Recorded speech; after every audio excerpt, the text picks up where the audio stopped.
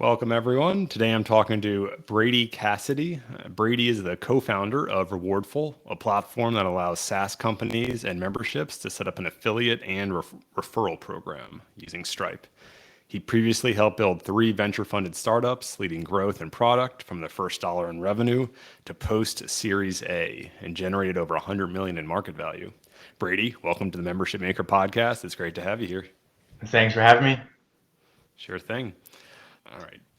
So, what are some best practices on launching a successful affiliate program? Because I assume there's a lot of ways to do it. There may be some basic, here's the standard way to do it, and then there's maybe some strange or different, unique ways that work too. But what would you say are the best practices? Yeah, so the first thing that I typically recommend, so a lot of people come to us with a preconceived notion of what type of program they want to set up.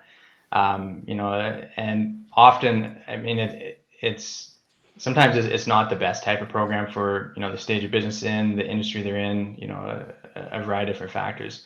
So the first thing is like deciding and figuring out like which type of program you want to run. So we like to break into four different groups. So affiliate programs, customer referral programs, influencer programs, and partner programs.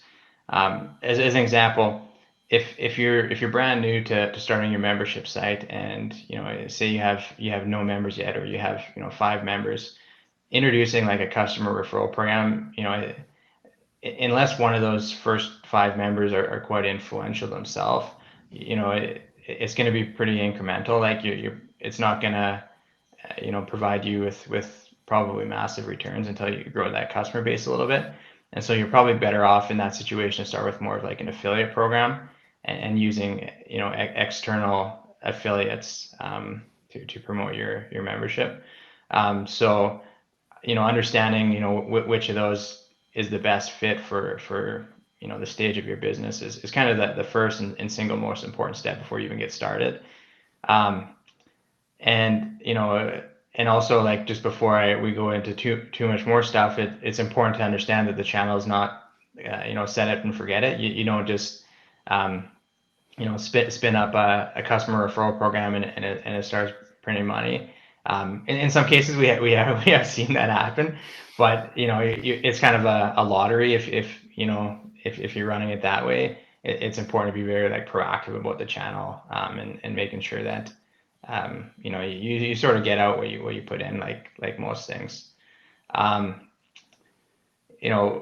Once you decide on the program and start to set it up, it's important to set up like a landing page, to explain what the program's all about, get people excited about it, and make sure that it sets expectations of what the program's going to involve, who it's for, what the terms are up front, and then setting a strong like terms of service, so that people aren't gaming the system. So in your terms of service, you'll want to include things like no self referrals. You may want to not allow people to do certain types of like pay per click advertising, especially around like your branded terms. You don't want people piggybacking off people that would have already come to you anyway. We do monitor some of that stuff, to help with you know the bad actors and stuff, but um, that's something you definitely want to put in place. Um, and then you want to set up your program initially for like inbound signups. So there's a lot of things there. So you'd want to probably add a link in your footer to that landing page that you just set up. You probably want to include it in your email signatures that go out to your customers. We include it in like all of our transactional emails, like receipts, things like that. But also just in like your email signatures is like really helpful to get people to discover it as you're communicating with people both internally and externally. Um, and then just promoting it through your different channels that you do a lot of your marketing through. It's really helpful because rather than trying to like acquire one by one customer, essentially acquiring one affiliate can provide you with 10 customers. And so they essentially become like an amplifier of your efforts. And especially if you don't have like a big team behind your membership, you can essentially create this sales army without the overhead or cost of like hiring a sales team or a marketing team to promote your business. Yeah, 100%. And depending on what the affiliate payout you choose, like to go back to our 30% example, which is, probably on the higher end.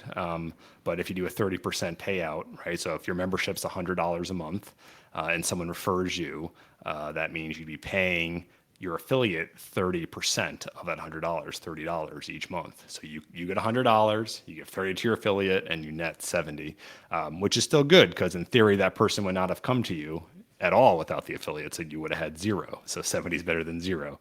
And that 30%, as an example, is pretty high. Like that's even for like if you were to hire a salesperson, paying 30% on anything that they sell is considered a pretty darn high commission.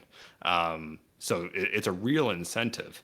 And for the folks out there that would be your affiliates, if you, like you said, if you're lucky enough to get a few that are influential, that have an audience, that maybe have a sales background, maybe are write a lot, maybe do a lot of social media posting. If you can get those folks to get behind you and really try to push the affiliate program in a healthy way, right? We're not talking about scammers, but in a healthy way, it can make a huge difference in terms of not just traffic, because we're not just looking for traffic, but in terms of actual signups, right? Because in theory, people that they're talking to about your membership or your program trust this person.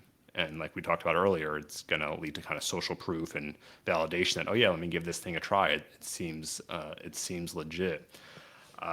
But to go back to your other question about, or not question, your other statement about having a landing page and potentially including this in your email sequences and in your footer, it sounds like the general theme is make the affiliate program, like make it obvious that you have an affiliate program. Step one.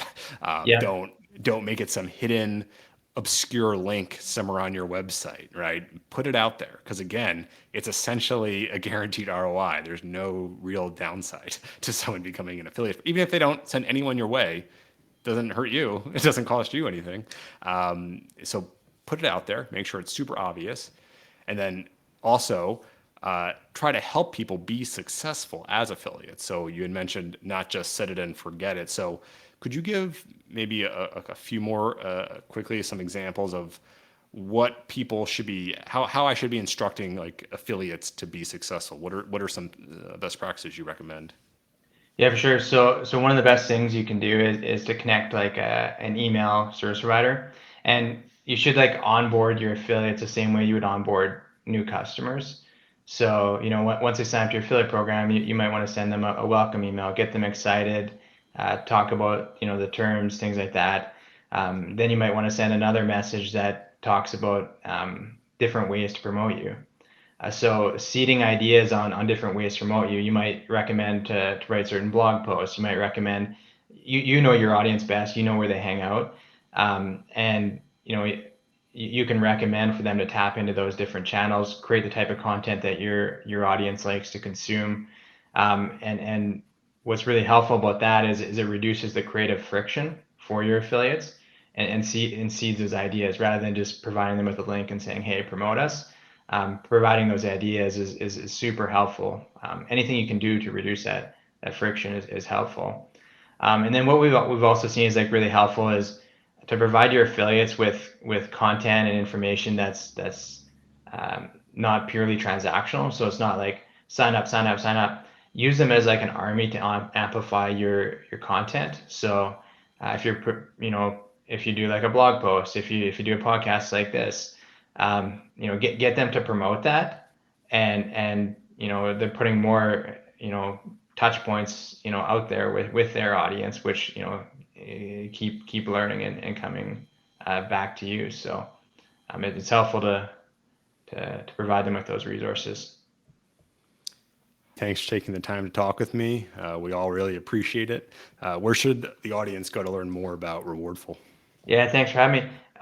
You can find us at getrewardful.com. That's GETREWARDFUL.com, if I spelled that correctly. Yeah, and you can find me. I'm more than happy to connect on LinkedIn or Twitter or wherever at Brady Cassidy. Great. Thanks again, Brady. Thanks, Ward.